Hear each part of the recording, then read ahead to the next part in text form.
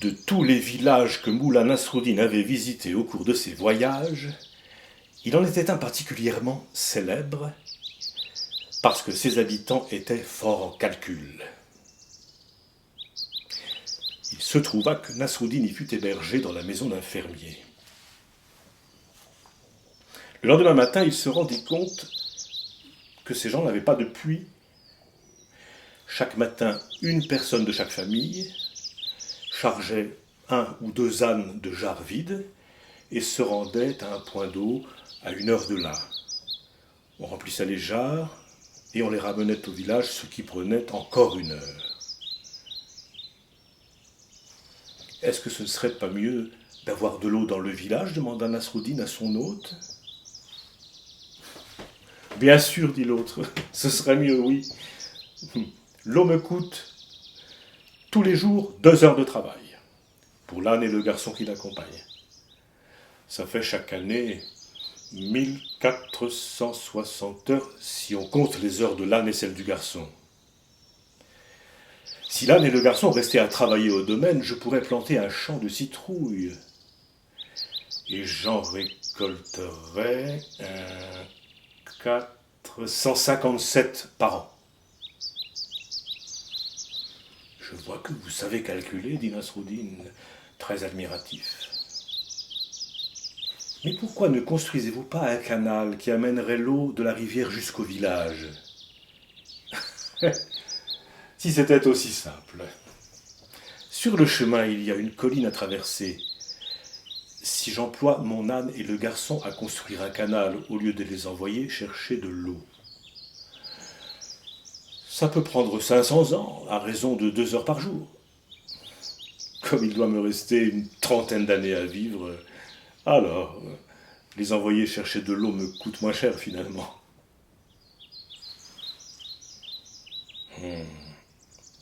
Mais vous seriez la seule personne à pouvoir construire un canal, dit Nasruddin. J'ai vu qu'il y a beaucoup de familles dans ce village. Oui, bien sûr, il y a une centaine de familles autour de nous.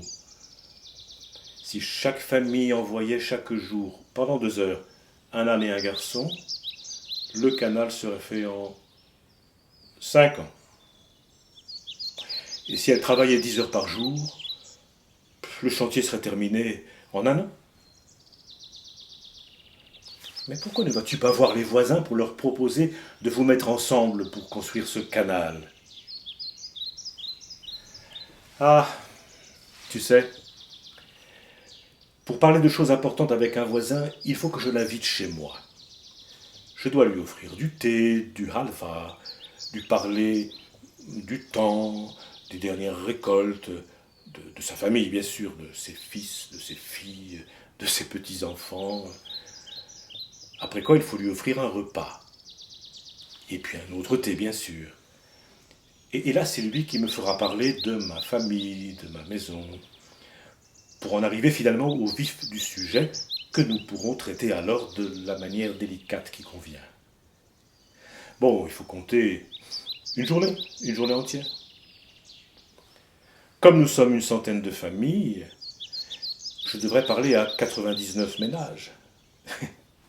Tu conviendras avec moi que je ne peux quand même pas consacrer 99 jours consécutifs à discuter avec mes voisins. Ma ferme ferait faillite.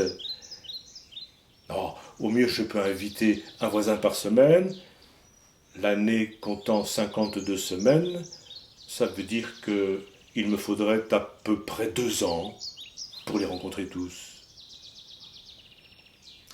Maintenant, les connaissant comme je les connais, je sais qu'ils seraient d'accord pour amener l'eau jusqu'au village.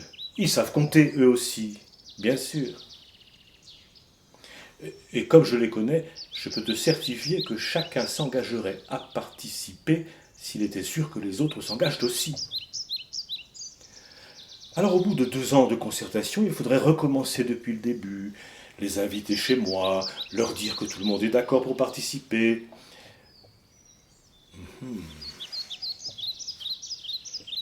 Alors, dit Nasruddin, en 4 ans, vous seriez prêt à commencer le travail.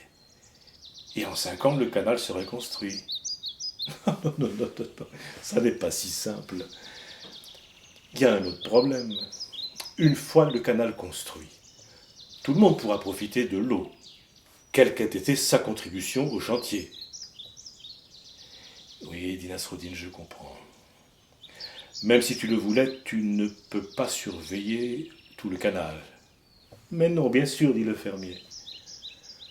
Tout tir au flanc qui se serait abstenu de participer au travail pourrait bénéficier de l'eau comme les autres, et sans aucun frais. Non. Je dois admettre que tu as raison, dit Nasruddin. Comme chacun de nous sait très bien calculer, nous essaierions de nous défiler. C'est l'âne qui n'aurait pas la force de travailler, c'est le garçon qui aurait une mauvaise toux, c'est une femme qu'il faudrait emmener chez le docteur. Comme nous sommes tous très bons en calcul, nous essayons de nous dérober.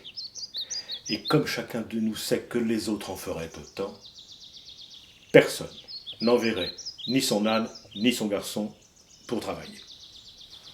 Tu vois, la construction du canal ne pourrait même pas commencer. Je dois reconnaître que tes arguments sont solides, dit Nasruddin.